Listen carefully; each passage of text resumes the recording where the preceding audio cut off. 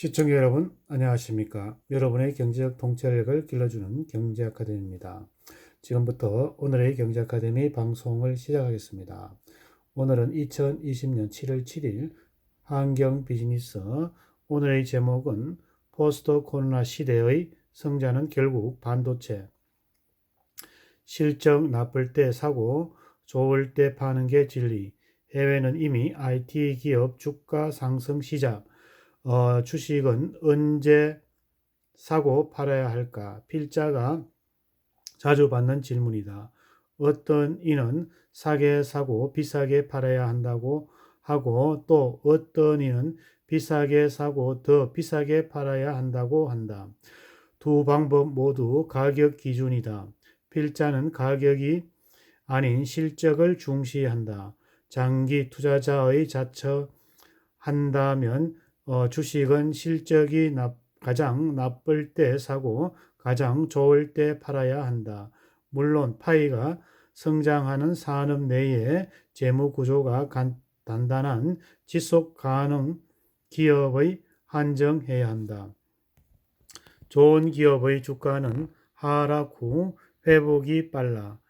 신종 코로나 바이러스 사태로 예기치 않았던 일이 발생하거나 경기 사이클이 하강하면 흔히 말하는 좋은 기업들의 주가는 하락하기 마련이다.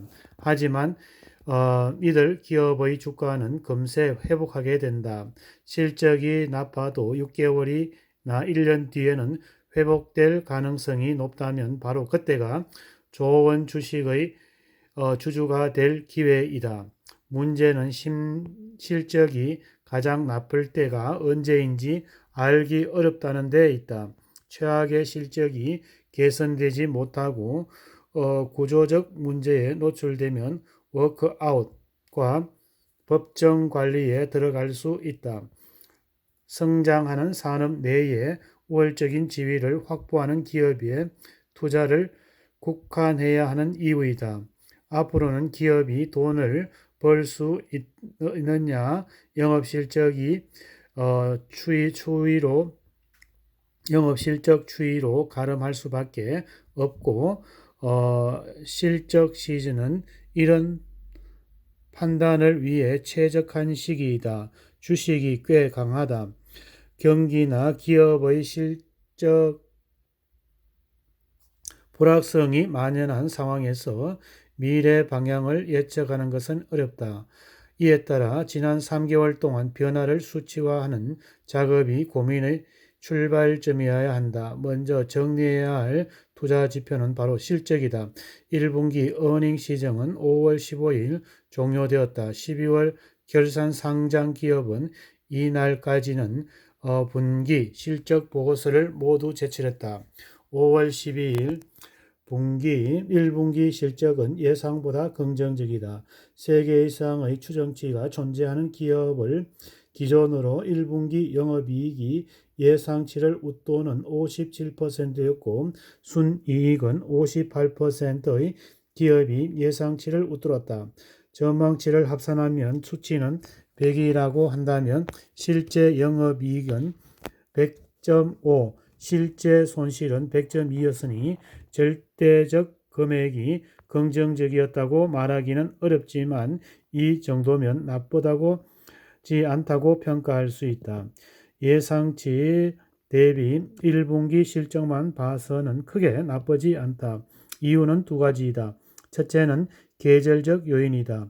한국 상장 기업은 90% 이상 12월 결산법인에 이어 4분기 비용 반영, 충당금 설정 등의 이슈로 9에서 12월 실적은 좋지 못하다. 특히 2019년 4분기 순이익이 부진했다.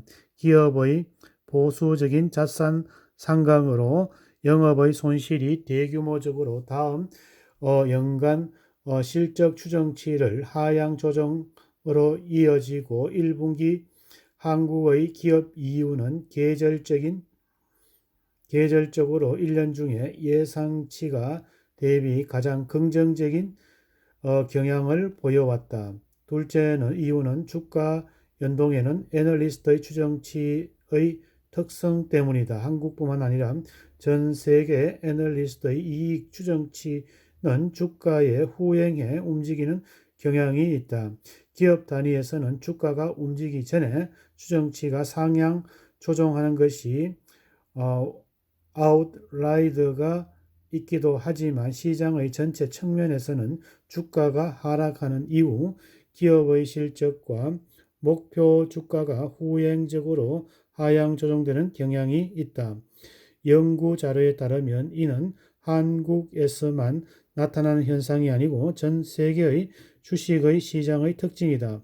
이번 코로나 사태가 변동성이 커지면서 주가가 과도하게 하락했는데 이익 추정치 역시 후행적인 하향 조정점에서 오히려 1분기 실적에 대한 눈높이를 낮추어 주는 것이다. 그렇다고 해서 연간 실적이 견조하다고 말하기 어려워 보인다.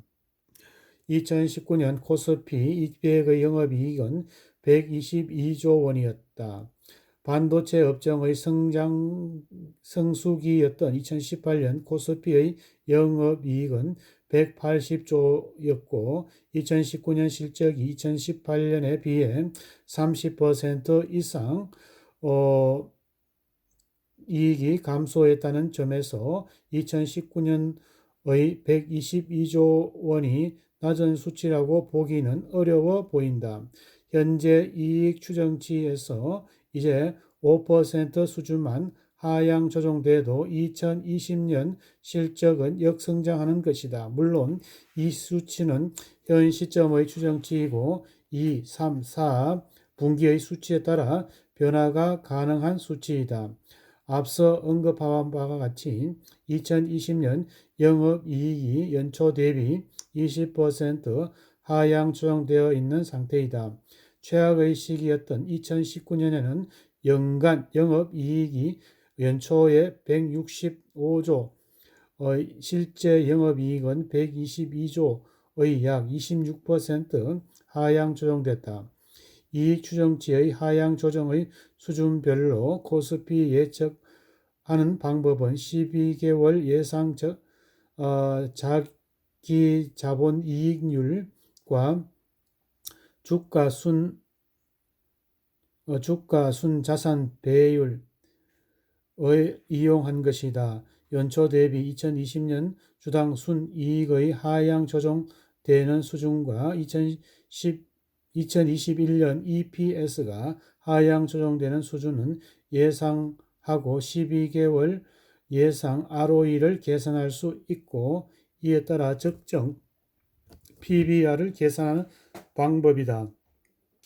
밸류에이션 모형에서 PBR은 ROE를 함수하여 ROE를 예측할 수 있으며 PBR 역시 예측할 수 있다. 2020년 EPS가 연초 대비 30% 하향 조정될 것을 가정한다면 연말 12월 예상 ROE는 6.5%가 된다. 적정 코스피는 2019년 동일한 방법으로 EPS가 40% 하향 조정될 것을 반영한다면 ROE 6%, 코스피는 1914가 된다. 현재 주가가 연말까지 유지된다면 EPS의 원래 하향 조정만큼 추가적 조정이 이루어진다는 의미이다. 체감하기에 코로나 사태가 최악의 시기를 지났고 글로벌 주요 봉쇄 조치가 해제하고 있는 상황에서 이는 과도한 추정치라고 판단된다. 지난해 높은 수준의 이익이 추정 하향 조정을 고려하더라도 연말 코스피는 2천선이 되는 것이다. 대형 위주의 반도체 다시 봐야 할 시점이다. 결국 투자자가 대응하기 어려운 점이다. 주가가 먼저 반등하고 실적은 아직 반등하지 못했다.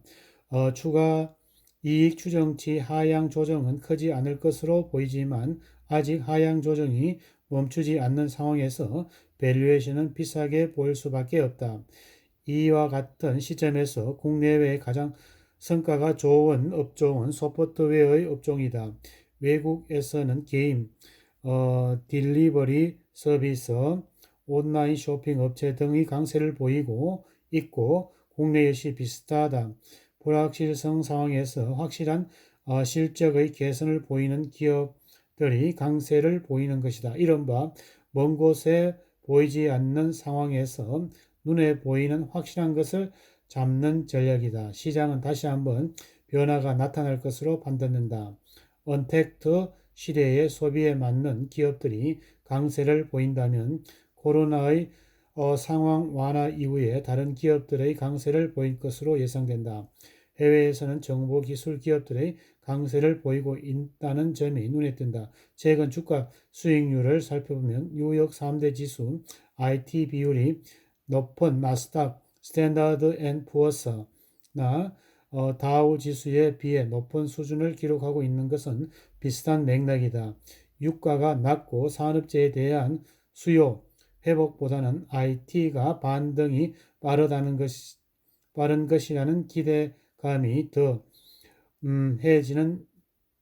더해진 영향이다. 한국 역시 유사할 것으로 보인다. 최근에 국내 주식 시장에서 소프트웨어의 성적이 기업의 강세를 보이고 반도체의 대표적인 IT 하드웨어 오히려 강세를 보이고 있지 못하다.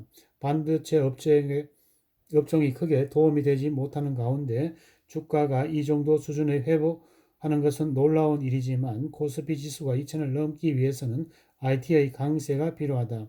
대형주 비율이 높은 만큼 외국인 자금이 유입되지 않고서는 쉽게 강세를 보기 어려운 것으로 보이지만 오히려 외국인의 자금이 돌아올 수 있다고 예상한다면 지금 IT를 다시 봐야 할 시점입니다. 포스트 코로나 시대 성장은 결국 반도체, 실적 나쁠 때 사고 좋을 때 파는 게 진리. 외국의 이미 IT 기업의 주가 상승을 시작했다는 내용입니다. 최근 온택트 비대면 시대의 소비에 맞는 기업들이 강세를 보이면 코로나 상황 완화 이후에는 다른 기업들이 강세를 보일 것으로 예상됩니다. 해외에서는 정보기술 기업들이 강세를 보이고 있는 점이 눈에 띕니다. 한국 역시 유사할 것으로 보이며 지금 IT를 다시 봐야 할 시점입니다. 오늘의 정보가 여러분의 발전에 도움이 되기를 기원합니다. 우리의 경제 아카데미 TV는 당신의 성공과 행복을 응원합니다. 지금까지 시청해 주신 시청자 여러분 감사합니다.